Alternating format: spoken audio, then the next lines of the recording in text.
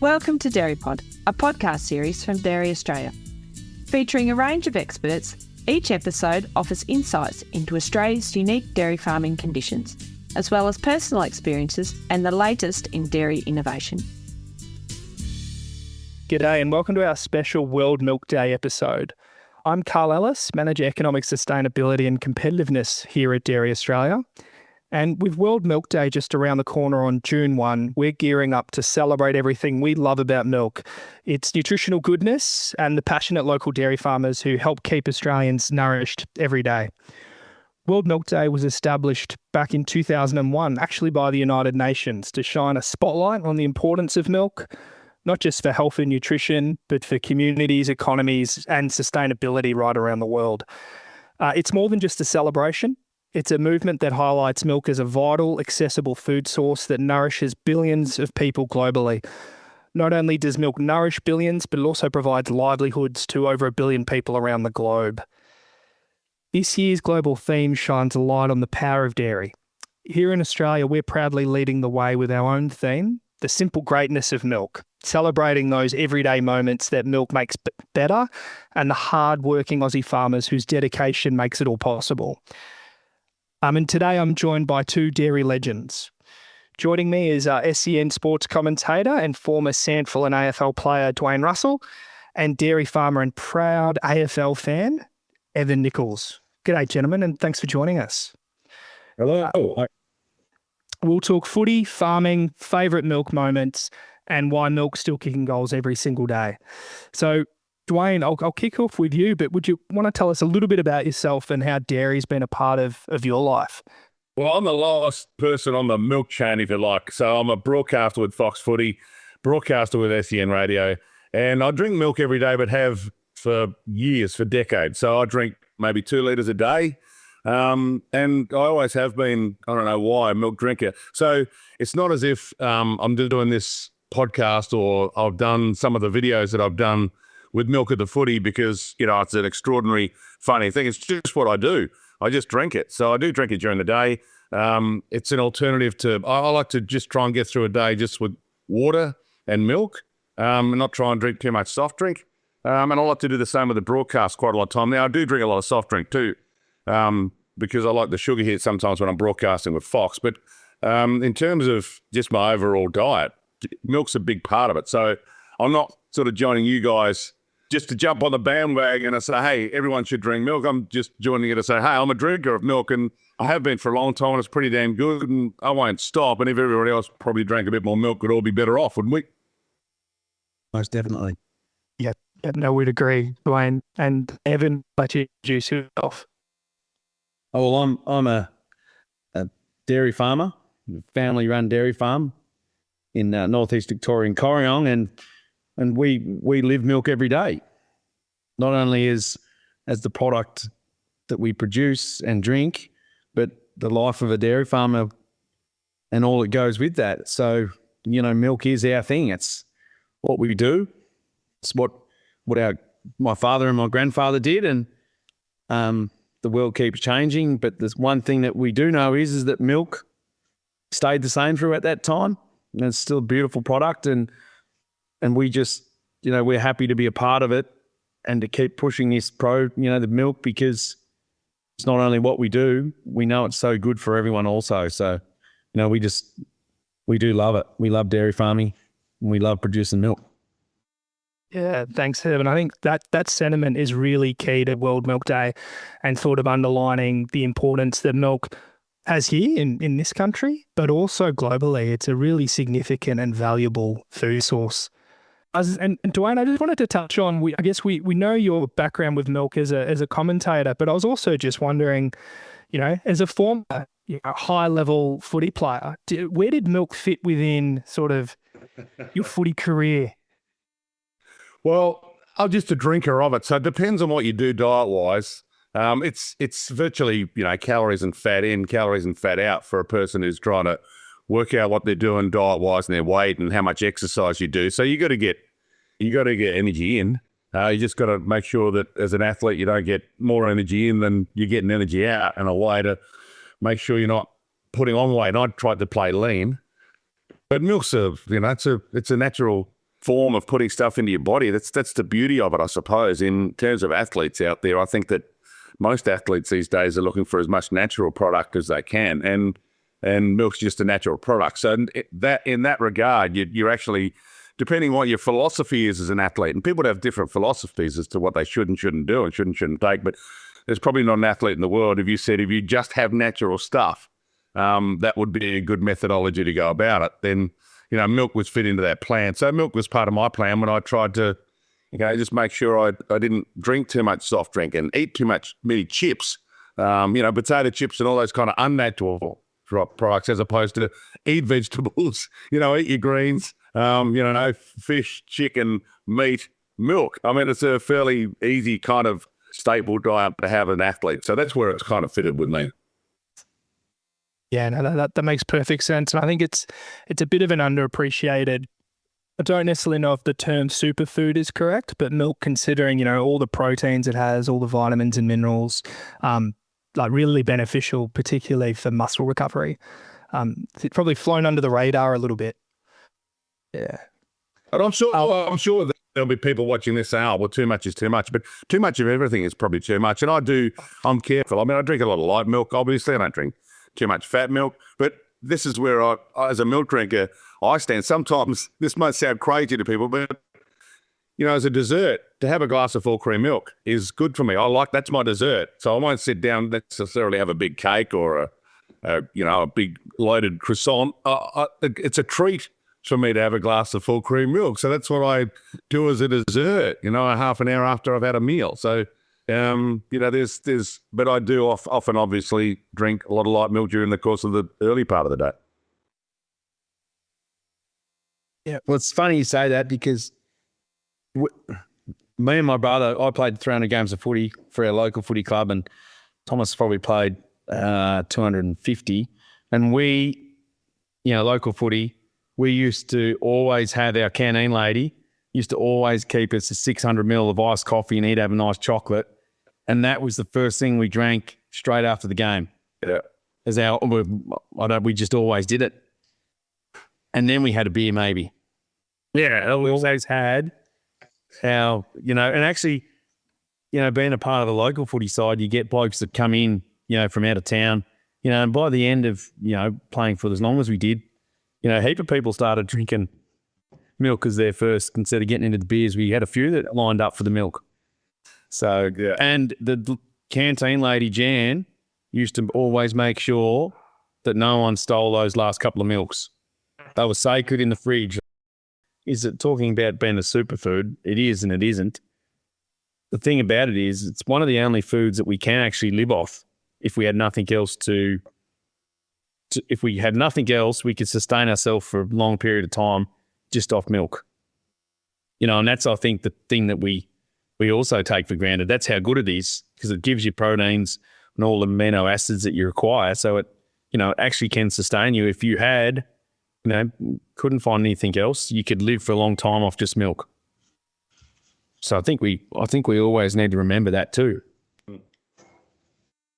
Yeah, packed full of goodness. And I guess even at the very high professional level, Evan, you see now, at the end of the footy, they're showing the rooms, there's, chocolate milk being thrown around. That's what players are sort of, drinking to recover. So it's clearly must be a lot of sports science behind that to back it up, that at the elite level, that's what they're pushing.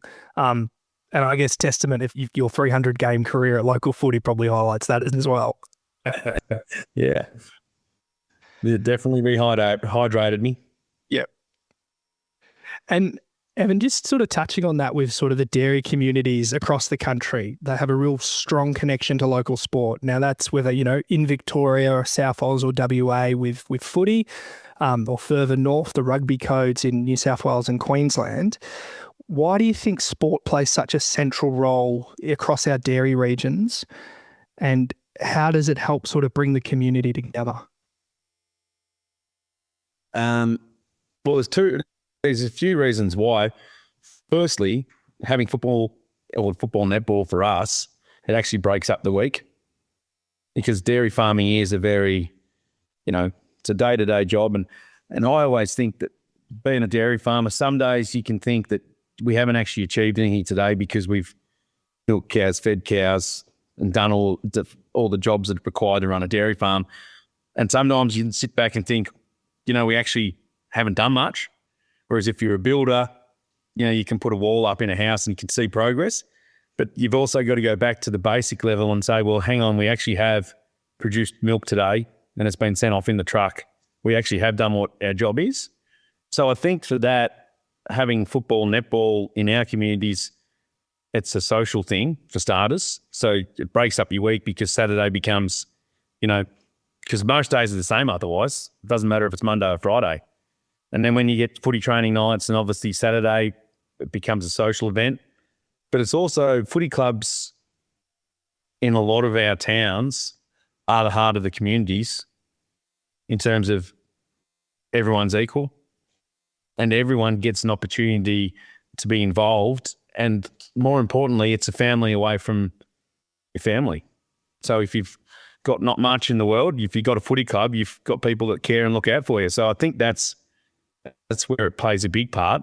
And just socially, we all get to, we went to footy on Saturday and we haven't had rain all autumn. And we finally got rain last Friday. We had 30 mil pretty much widespread across all of our districts, not only here, but like further downstream, and, put a buzz in everyone's step because we're all talking about the rain again. So, it's just the little things that, that we do in our dairying communities and all come together and hope that we continue to see each other the following week. Yeah, really brings that link and that connection and, breaks up your week, I guess, because it is relentless, I guess. Dairying, it's 24/7, 7 days a week. You need that escape and that connection. And I think at the moment, dairying is really in the spotlight, unfortunately, because of, it's either too dry in certain parts of the country or in the other parts it's too wet. It's not because we're whinging farmers. It's very hard to find the balance, isn't it? But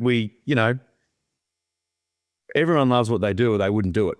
Doesn't matter what you do in this world, whether you're a radio commentator, if you didn't enjoy it, you wouldn't do it. And, and socially, that's right. Like footy clubs, whatever sporting club it is, even if you're a part of a chess club, it breaks up your week and it gives you something else to do, doesn't it? And something else to talk about. So exactly. Yeah. With this year's theme being the simple greatness of milk, how do you both enjoy sort of the simple greatness of milk just in your everyday life? Well, as I've kind of explained, it's just a part of my life. And you're talking about community in Australia and where it fits in the milk industry, I suppose, for most Australians. You wouldn't have gone too far without driving through the country and seeing cows and milk being part of our day. It's like it's just we talk about the sheep and the wheat and all the things that have made Australia what's been great about Australia. You wouldn't be meeting too many Australians who haven't come across, cows and farmers and dairy farmers. And I'm not sure that every country is as closely linked to the country, rural lifestyle community as Australia. I mean, you could probably grow up and live all your life in New York and, essentially never see a cow. But I think that the beauty of the link that we've got with Australia is it's been part of our childhood, and it's just ingrained in a way. I remember getting milk as a kid at school. It was at primary school. We all had to have our little triangle of milk every morning as part of our day. So it was ingrained in us as part of Australia's society from a kid for me. So that's where it first started for me. Primary school, milk every morning. I mean, you were the milk monitor when you got milk for everybody else. I'm going back, I'm 60, so I'm sure it doesn't happen anymore, but we used to have to drink milk every day at school before the day started. And for me, I think I've got 3 boys as well, 13, 11 and 8. And I think the treat from milk for us is a heap of Milo scooped up on top. And even I look at them do it now and, they heap the spoon up as full as they can and they put way more than what they need in. But I think, that's what I did as a kid too, I suppose. So why not? That's what they want to do. That's right. So Probably see me with the sachet. I'll put the coffee sachet. I'll put the Nescafe sachet, and I'll be putting it in and shaking it up. And that's what I do quite a few outside broadcasts. I'll get my leader. They're there on the SEN website. I've been doing it quite a bit of lately, but yeah, I'm more a coffee and my milk guy. But I like your thought process, because at the age of 60, I'd love to be able to put 15 scoops of Milo on a big glass of milk and think that I was going to be able to get away with that every day. this is good. That's right. That's what the dreams are made of. Yeah. But no, I think that's the other thing. I actually thought about this morning. How many people in our society, even tradies, have a breakfast of champions, really? They have a meat pie or a sausage roll and a 600 ml of iced coffee. Yeah. I was somewhere a couple of weeks ago and I was waiting and I just watched all these people come in. That's what they were. Sausage roll, 600 ml of iced coffee. I thought, that's good, isn't it? You might have to get a litre iced coffee in the supermarkets and in the servo, because I reckon some of those tradies would buy the full litre of you. They're only buying 600 ml because they can only buy 600 ml. Maybe if it'll load up, the big one litre. Yeah, that's right. We should Have a talk to whoever you're supplying, Evan, and encourage them ramp to it up. Yeah, that's it. And yeah, homing back to, I guess, thinking about sort of World Milk Day, the benefits of milk that delivers, and Evan, the role you play, key role. Like, there's no milk without dairy farmers. Do you want to share a moment on the farm where you felt sort of especially proud to be a dairy farmer? I think for a lot of families, it is a family farm.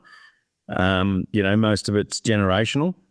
And if you're lucky enough to be born into that and enjoy that, and be able to continue it, that's a good moment. I had a moment a couple of Sundays ago where I had my three boys at different parts of the farm and they all ended up at the dairy. And I came in and they were all milking, putting on cups with my dad. And I took a little video and I thought, it's one of those things that it can happen every day if we wanted to, but it happened just by chance. And they were all there and they were all chatting away and they call him Dada. It was, showing him a bit of, because he's been milking cows for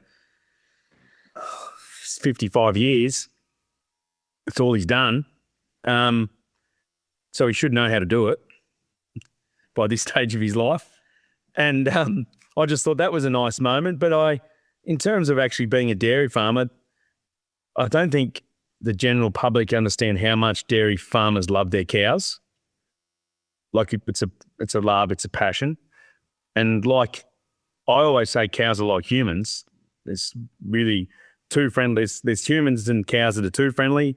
And those cows are actually very annoying in the dairy system because they think they're special and they get treated special. But then there's just the average population, and there is a few cows at the back that are, they don't really like life as much as the rest of us.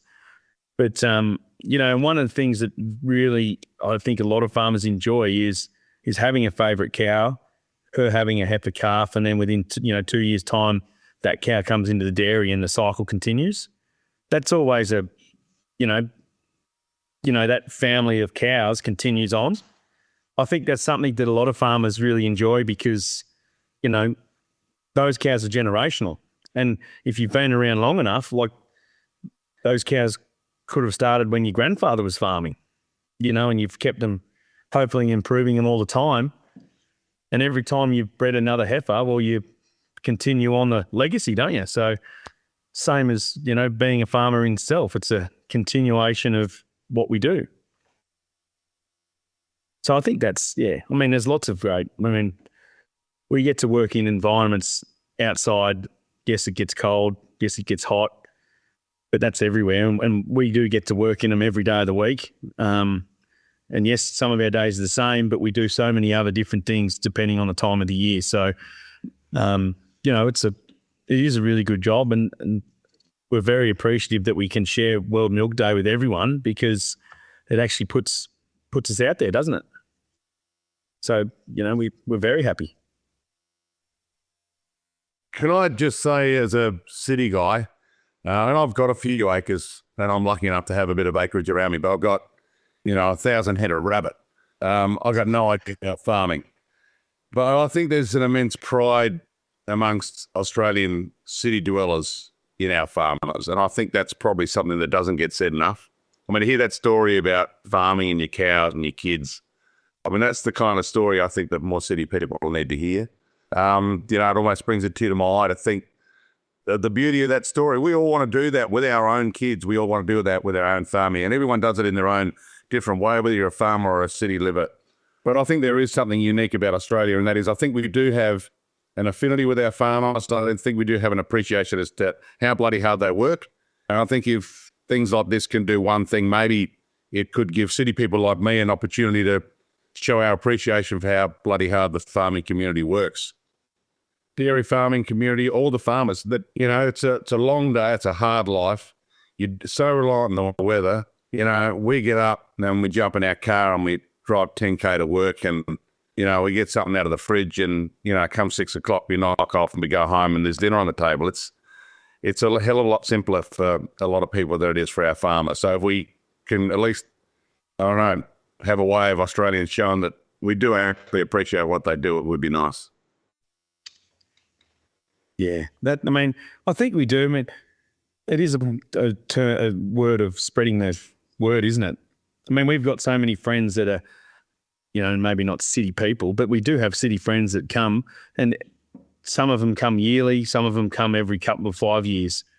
And every time they come back, you can see that for them, I think it's a bit of peace, even though for us it's a bit of stress because they're, holding the day up a bit, but it is to them because they just love being outdoors and being in this environment.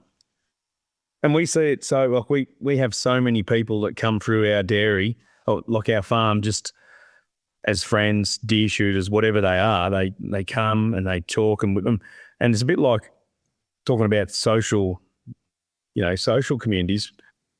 Those people are, we look forward to seeing them because it is a different topic of conversation, different people, different outlooks in the world, and that's what makes Australia great. We can continue to do that.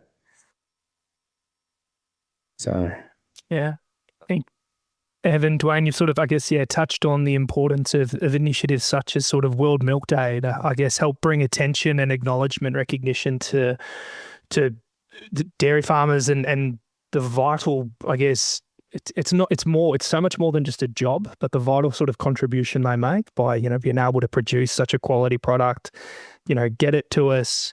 And one of the things that I've been impressed with, I don't have a sort of a dairy or agricultural background, but is the ability of the industry to provide sort of those livelihoods and that legacy, Evan, that you touched on. So in terms of, these family farms that have been running multi-generational, and the contribution that makes to not only just an individual family, but to the communities that those farms operate in. So in terms of the employees that could work on that farm, the people coming and providing services to that farm, the processing industries that also employ people in the towns.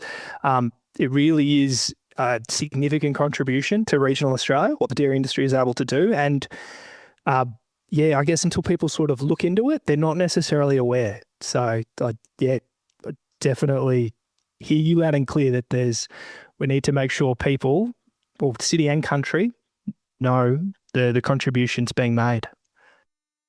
Yeah. Well, thank you, Evan. Thank you, Dwayne.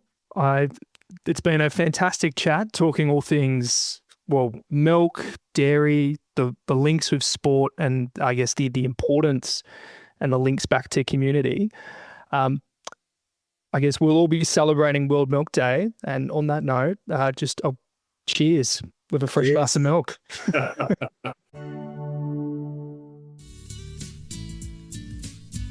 Thank you for joining today's DairyPod episode. We hope you found it enjoyable and insightful. For more information, check out the episode notes. You can stay up to date by following DairyPod on your favourite podcast platform. To get in touch, visit dairyaustralia.com.au. Until next time, take care.